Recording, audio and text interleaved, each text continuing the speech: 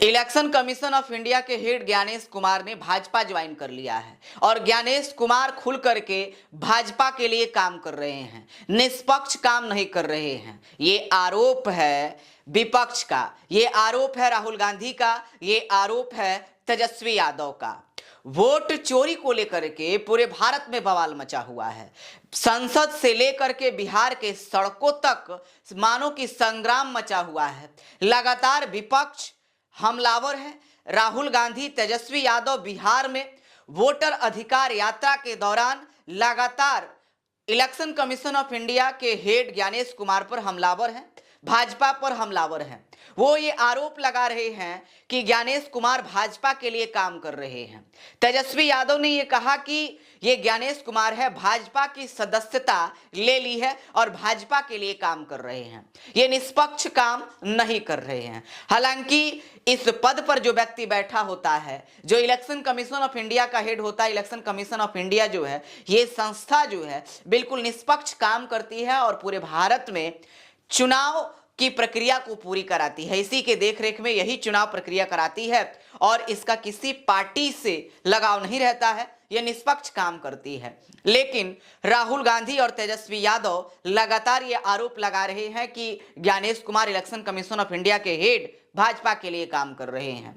और आपको क्या लगता है कि राहुल गांधी और तेजस्वी यादव का ये आरोप सही है? मैं आपको बताऊंगा कि इनके बातों में कितना दम है। पहले ये सुनिए कि राहुल गांधी ने क्या कहा, किस तरह से धमकी भरे अंदाज में ज्ञानेश कुमार को धमकाया कि आज आपकी सरकार है, कल मेरी सरकार आएगी तो आप तीनों इलेक्शन कमीशन ऑफ इंडिया के तीनों कमिश्नर पर कार्रवाई होगा। पहले इनके वीडियो को सुनिए आप।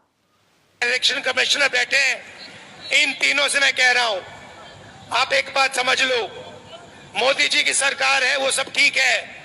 तेजस्वी जी ने कहा आपने बीजेपी की मेंबरशिप ले रखी है, आप बीजेपी के लिए काम कर रहे हो, मगर एक बात समझ लो, एक दिन ऐसा आएगा जब यहाँ पे बिहार में और दिल्ली में इंडिया गठबंधन की सरकार होगी, फिर हम आप तीनों को देखेंगे, कार्रवाई आपके खिलाफ करेंगे। उसके बाद तेजस्वी यादव ने कहा कि ज्ञानेश कुमार भाजपा ज्वाइन कर लिए हैं। पहले आप इनके बातों को सुनिए कि ज्ञानेश गुप्ता जी, अगर आपने भाजपा की सदस्यता ले ली है तो बता दीजिए इसमें शर्म की बात क्या है?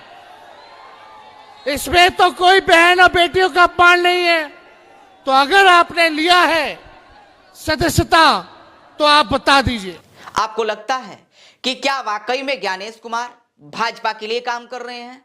क्या इलेक्शन कमीशन ऑफ इंडिया जो है ये भाजपा के लिए काम कर रही है, मोदी सरकार के लिए काम कर रही है? जिस तरह से विपक्ष ये आरोप लगा रहा है कि निष्पक्षता के साथ वो काम नहीं कर रही है, वाकई में वो एक पक्ष के लिए काम कर रही है? सवाल तमाम खड़े हो रहे हैं। जिस तरह से लगातार वोटर लिस्ट में हो रहे गड़बड़ी को लेकर के बम फोड़ा राहुल गांधी ने, उसके बाद लगातार ये मामला तेजी से विवाद में रहा है। और जिस तरह से ये लोग आरोप लगा रहे हैं, क्या इनके आरोपों में दम है कि जो ज्ञानेश कुमार है ये भाजपा के लिए काम कर रहे हैं?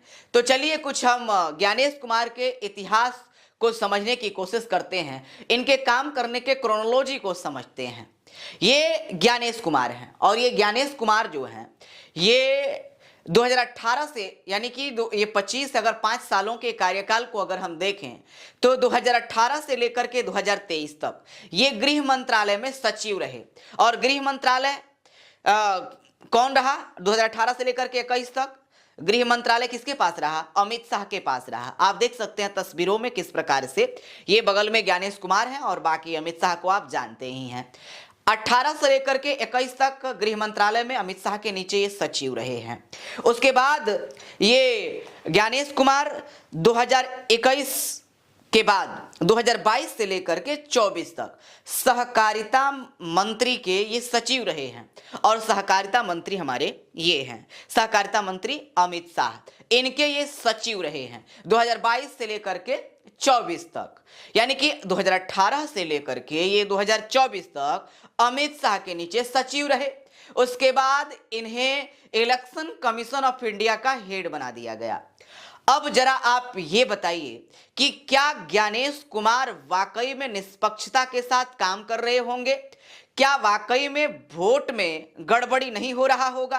क्या वाकई में इलेक्शन कमीशन ऑफ इंडिया निष्पक्ष होकर के काम कर रही है? अब इसका जवाब तो आप ही देंगे।